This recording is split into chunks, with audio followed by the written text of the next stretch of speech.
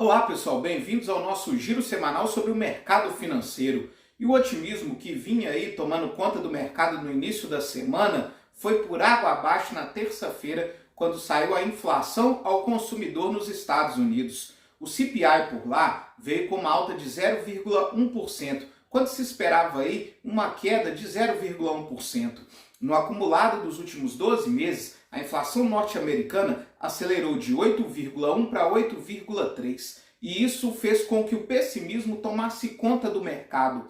Todas as bolsas caíram forte. Mesmo a inflação ao produtor dos Estados Unidos vindo com uma deflação de 0,1% e no acumulado dos últimos 12 meses 8,7%, não foi capaz de dissipar o pessimismo do mercado financeiro. Nos Estados Unidos já se prevê uma crise. Isso é refletido na curva de juros por lá. Os títulos de renda fixa do governo norte-americano de 2 anos estão pagando mais do que os títulos de renda fixa de 10 anos. Isso só acontece quando o mercado financeiro prevê que teremos uma crise econômica. A ideia de pouso suave da economia americana contamina todo o mercado mundial e pressiona ainda mais o Banco Central norte-americano para uma subida mais forte da taxa de juros. Os economistas já dão como certo que na próxima reunião eles vão aumentar os juros em 0,75%, inclusive com algumas casas cogitando a possibilidade de uma alta de juros de até 1%. E lembrando que quando as economias desenvolvidas têm que subir taxa de juros, isso torna seus títulos de renda fixa mais atrativos, o que retira dinheiro de países emergentes como o Brasil. Mas ao contrário aí do que se espera da economia mundial, a economia brasileira vem crescendo muito bem e acima do esperado. O IBCBR, que é considerado aí uma prévia do nosso PIB, veio com uma alta expressiva de 1,17%, quando esperava aí uma alta de só 0,4%. Cresceu aí praticamente 3 vezes mais do que o esperado. E essa melhora da economia brasileira é puxada principalmente pelo setor de serviços, que teve uma alta no mês de agosto de 1,1%. Mesmo com as vendas do varejo decepcionando, elas tiveram uma queda de 0,8%, puxada aí principalmente pela queda nas vendas de móveis e eletrodomésticos, que já vem sentindo aí a nossa alta da taxa básica de juros. Lembrando que esse tipo de venda depende muitas vezes de financiamento, e com a nossa taxa básica de juros mais alta, o financiamento se torna mais caro, mas mesmo assim a nossa economia vem aí na contramão da economia mundial e vem subindo forte, fazendo com que diversas casas, diversos bancos revisassem a alta do nosso PIB. Agora se estima aí uma alta para esse ano de 2022 entre 2,5% e 2,7%.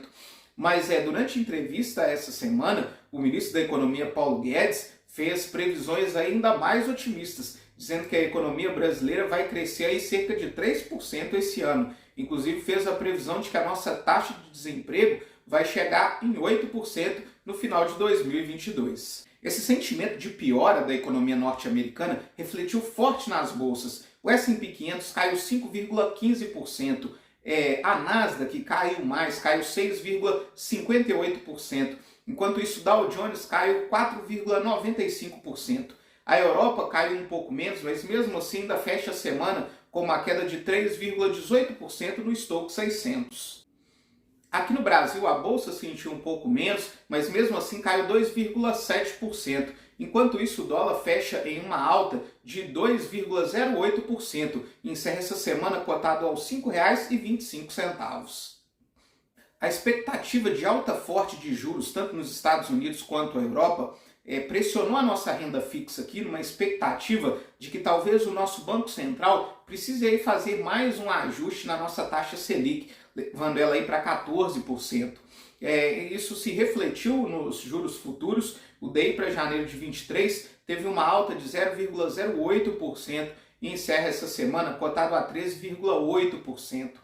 Enquanto isso, a carteira de títulos públicos sofreu um pouco. O IMA geral teve uma queda de 0,11% essa semana. Enquanto isso, os pré-fixados caíram mais. Caíram aí 0,32% nessa semana.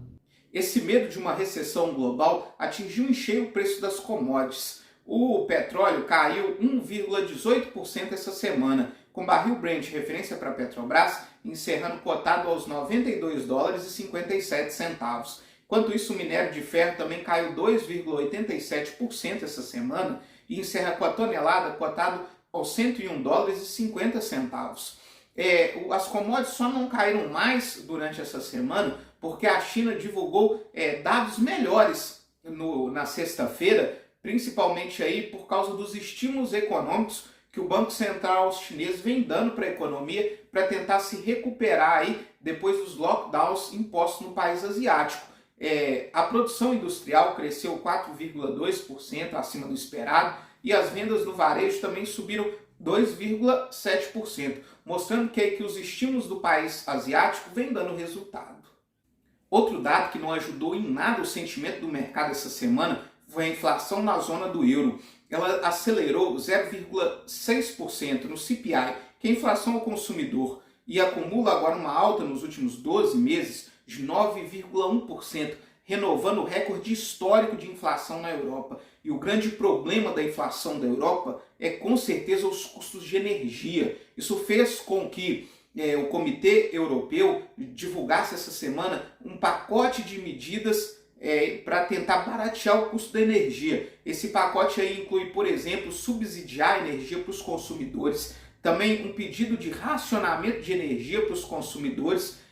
A Europa deve impor aí uma medida para tentar baixar o consumo de energia entre os meses de dezembro a março. Lembrando que isso é durante o inverno na Europa, onde o período que mais se consome gás na Europa. E eles estão tentando aí baixar o consumo de gás durante esse período para tentar conter a escalada da inflação, principalmente nos custos de energia. Lembrando que aí a medida de tentar impor um teto ao gás da Rússia não deu certo, os países da zona do euro não aceitaram isso, porque pode correr aí um risco de desabastecimento. A Rússia poderia aí cortar de vez o fornecimento de gás para a Europa. Aí falando em Rússia, né, no confronto Rússia e Ucrânia, eles estiveram aí no centro do noticiário europeu durante essa semana, depois que o Kremlin anunciou aí uma tentativa de atentado ao presidente Vladimir Putin lá na Rússia, com uma explosão de uma bomba na limusine que levava o presidente, mas ninguém se feriu. E coincidentemente ou não, essa semana o presidente da Ucrânia também, Vladimir Zelensky, sofreu um acidente lá na Ucrânia, mas também ninguém se feriu.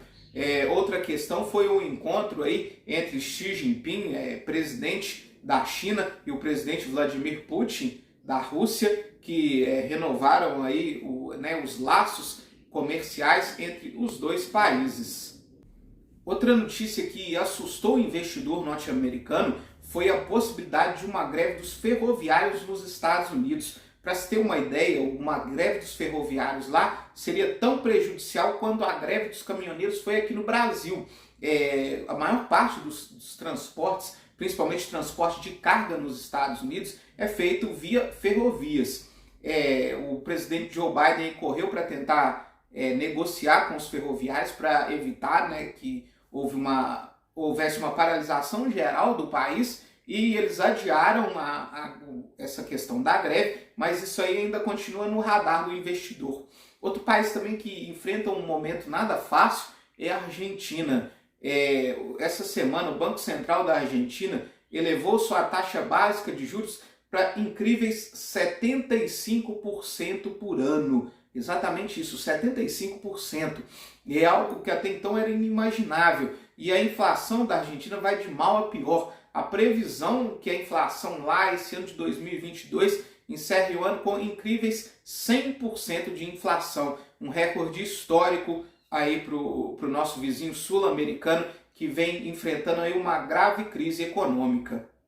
Outras duas boas notícias aqui para o Brasil é que a Petrobras anunciou uma redução no preço do gás de cozinha. Essa redução aí, ela vai ser de 4,7% no preço das refinarias. O botijão de 13 quilos, que é o mais comum aí utilizado pelas famílias, deve ter uma queda de preço aí de R$ 2,60. E nós recebemos essa semana a maior carga de fertilizantes da história. Um navio aí com 82,5 toneladas de sulfato de amônia.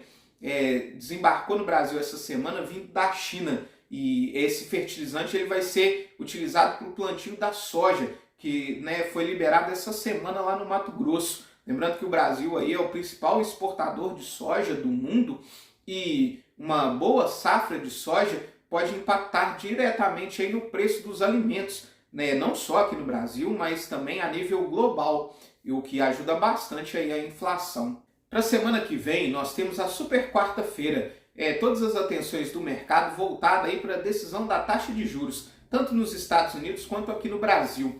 Lá nos Estados Unidos, o mercado aí já dá como certo uma alta de 0,75 ponto percentual, com alguns economistas cogitando inclusive uma alta de 1 ponto percentual, depois que a inflação lá continuou acelerando.